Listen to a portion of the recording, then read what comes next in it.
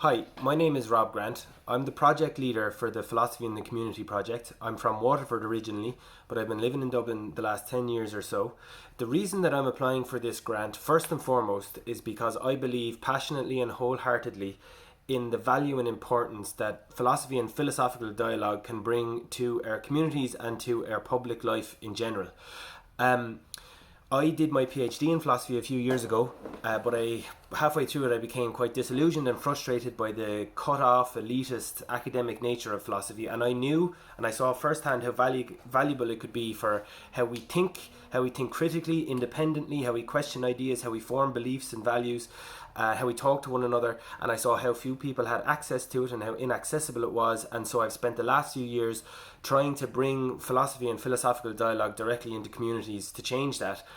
More practically speaking, the reason that I'm applying for the funding is because in order for me to really grow and develop this project, I need time. I'm not a full-time academic. I've been working several different jobs over the last few years trying to keep things going, and I've just been doing this in my spare time. So if I want to take it to the next level and really develop it and grow it, the funding would allow me to focus on this full-time.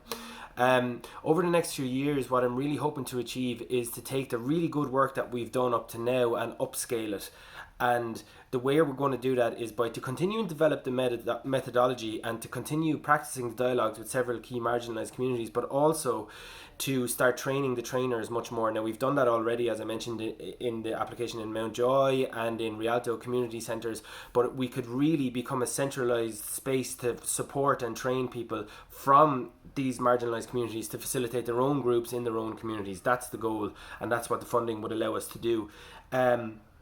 I really think that this kind of project, creating a space for critical reflection, for philosophical inquiry, for exploration of ideas, beliefs and values, is of the utmost importance and is so timely at the moment. I think all of the ways in which we engage with the media, with politics, with each other, with communities that are different to us, a lot of the problems really stem from the fact that we're overloaded with information. We don't know how to figure out what to believe and what to think, and we get overwhelmed and we get afraid, and so we get defensive. And I think introducing a public space where you could openly and safely question ideas without fear of being offended, without fear of being stupid or being told that you're wrong like you are in school, would be really beneficial. Philosophy might seem like a luxurious thing that old white men do in armchairs, but it's not. Everybody does philosophy.